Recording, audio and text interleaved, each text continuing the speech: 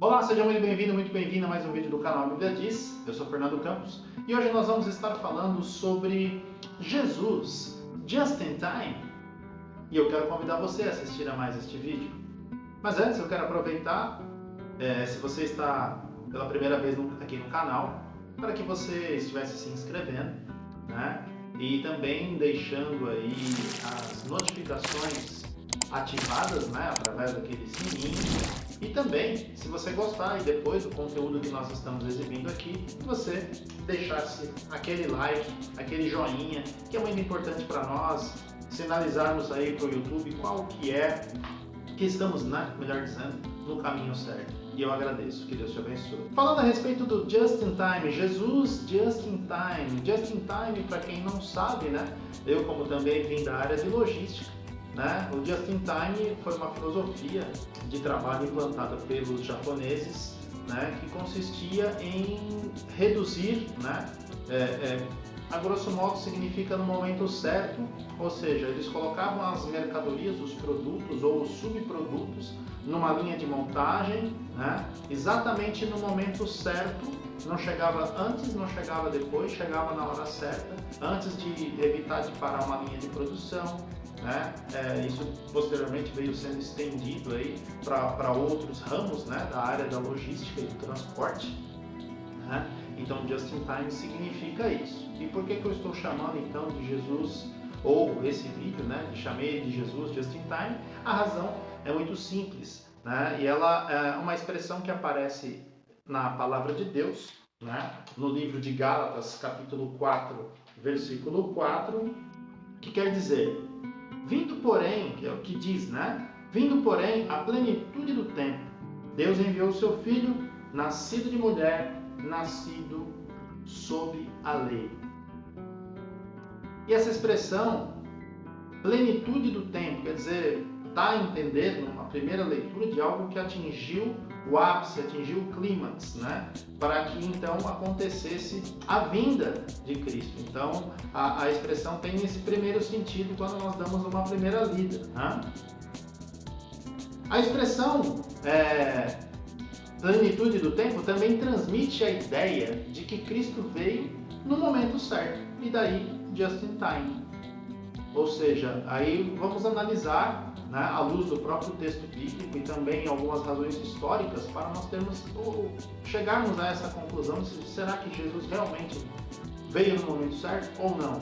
Do ponto de vista histórico, né, refere-se à adoção daqueles que viessem a crer como filhos pela obra redentora de Cristo, como diz aqui nos versos seguintes.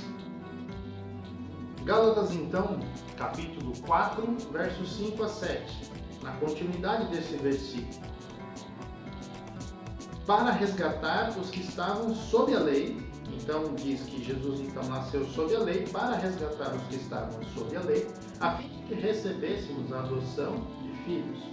E porque vós sois filhos, enviou Deus ao nosso coração o Espírito de seu Filho, que clama: Abba, Pai. De sorte que já não és escravo, porém filho, e sendo filho, também herdeiro por Deus.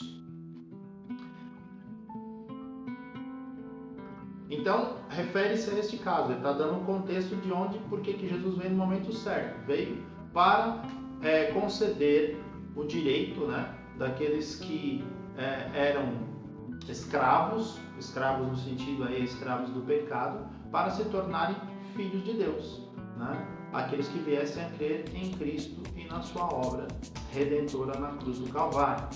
A outra razão, né, diz aqui que isso implica então que Cristo foi aquele que cumpriu as promessas anteriormente à lei, né? Porque ele nasceu sob a lei, mas a lei ela tinha um propósito, ela tinha uma finalidade. Finalidade essa qual era? De mostrar primeiro que o homem é incapaz de cumpri-la, de atender os requisitos de santidade do nosso Deus, que ele é incapaz de fazer isso. Então a lei revela esse caráter santo do nosso Deus e aquilo que ele requer daqueles que se achegam a ele. De modo que a lei também serviu para mostrar que todos eram então culpados por conta do pecado. nós podemos ver essa referência, né, a propósito da lei, que o apóstolo mesmo destaca nessa mesma carta, ali no capítulo 3, dos versos 16 até o 23. Eu vou colocar aí na tela, enquanto eu leio aqui para vocês, para nós podermos entender o sentido disso, ou as implicações disso, melhor dizendo. Ora, as promessas foram feitas a Abraão e ao seu descendente. Não diz e aos descendentes como se falando de muitos, porém como de um só, e ao teu descendente que é Cristo. E digo isto, uma aliança já anteriormente confirmada por Deus, a lei que veio 430 anos depois não pode abrogar de forma que venha desfazer a promessa. Porque se a herança provém da lei, já não decorre da promessa, mas foi pela promessa que Deus a concedeu gratuitamente a Abraão. Qual, pois, a razão de ser da lei? Foi adicionada por causa das transgressões, até que viesse o descendente a quem se fez a promessa. E foi promulgada por meio de anjos, pela mão de um mediador. Ora, o mediador não é de um, mas Deus é um. É porventura a lei contrária às promessas de Deus? De modo nenhum. Porque se fosse promulgada uma lei que pudesse dar vida, a justiça na verdade seria procedente da lei. Mas a Escritura encerrou tudo sob o pecado, para que, mediante a fé em Jesus Cristo, fosse a promessa concedida aos que creem. Então, qual o propósito de ser da lei? A lei serviu, né, como a própria passagem diz, ela fala, né, que serviu de aio, que a lei serviu de pedagogo, né, a expressão seria paidagogo no grego, né, como serviu de guia, para conduzir o homem até ao caminho de Deus, a direção de Deus, para mostrar a sua incapacidade em chegar e atender a Ele. Mas a lei serviu para mostrar isso, evitar, né, entre outras coisas, a degeneração completa do ser humano por conta do pecado. Então, a lei teve esse processo de pedagogo, de em alguns momentos servir como aquele que ia conduzindo, evitando que o homem então se desgarrasse por completo, né? Então, a lei serviu de guia e ela conduziu o homem até Cristo, como vimos aqui, para que ele pudesse então herdar a promessa. Mas além disso, há fatos históricos também que podem confirmar, ou até melhor dizendo, fazer com que fique mais evidente ainda essa questão do momento certo. Nós temos algumas condições que colaboraram para isso. Temos 4 aqui que nós vamos elencar, eu vou até colocar aí na tela. A primeira delas é a Pax Romana, paz com X mesmo. A paz romana, que já durava, né, ou durou aproximadamente 200 anos, era uma paz militarmente garantida, ou seja, o império cresceu, se expandiu e militarmente ele garantia, né, a paz romana. Era uma paz militar, era uma paz garantida por meio da força, né, todos os movimentos contrários de rebelião, como aconteceu com o próprio povo de Israel no ano 70, né, foram reprimidos. Né? Então essa Pax Romana, ela forneceu os meios para que houvesse paz entre aquelas nações onde o Evangelho viria a ser disseminado posteriormente. Então a Pax Romana permitiu com que as pessoas então circulassem livremente lá naquela região. Outro fator, né, o segundo que está ligado a esse, é a questão de por onde que elas foram. Né? Nós lemos no livro de Atos que o apóstolo Paulo navegou, mas ele também caminhou e circulou por cidades, de uma cidade para outra, né? Na Ásia, na Europa, que tudo fazia parte do Império Romano. Nós temos as estradas romanas que foram construídas, era uma rede de estradas que basicamente faz até aquele jargão popular de todos os caminhos levam a Roma, vim daí, né? Porque eles construíram diversas estradas. O Império Romano, ao longo desse período, foram construindo diversas estradas, permitindo, né, que houvesse facilidade no transporte, no deslocamento de uma cidade, de uma região para outra. Terceira razão, nós temos aí o grego, a língua, né, o idioma. O grego, então, era a língua comercial. Embora a língua grega não fosse a língua latina, ou latim que era falado pelos romanos, talvez, o grego acabou tornando-se a língua comercial, né, o grego kiné, né? Ele acabou tornando-se a língua comercial, seria o equivalente hoje ao que nós temos da língua inglesa, né? Quando fala inglês, você vai para qualquer lugar do mundo, você se vira lá. Seria mais ou menos a mesma coisa. O grego era falado, era a língua comercial, né? Porque o Império Romano assumiu aquele império conquistado por Alexandre o Grande, depois dos seus 4 generais. A partir dali o Império Romano conquistou aquilo ali, mas ele assimilou a cultura grega, né? Boa parte, inclusive, não só a língua, mas também a cultura, né? Pode ver até mesmo o panteão dos deuses romanos e gregos só mudava o nome, né? Por exemplo, Mercúrio era o Hermes, Júpiter, que seria o equivalente a Zeus, né? Da cultura grega. Então, você tem aí esses paralelos. E um fato importante, por exemplo, a língua grega foi tão impactante, né, essa cultura grega, que o próprio Antigo Testamento havia sido traduzido para o grego, né, uma versão da Bíblia ou do Velho Testamento, melhor dizendo, conhecida como a Septuaginta, por ter sido traduzida por 70 sábios, né, 70 escribas. Então ela é chamada de Septuaginta, essa versão.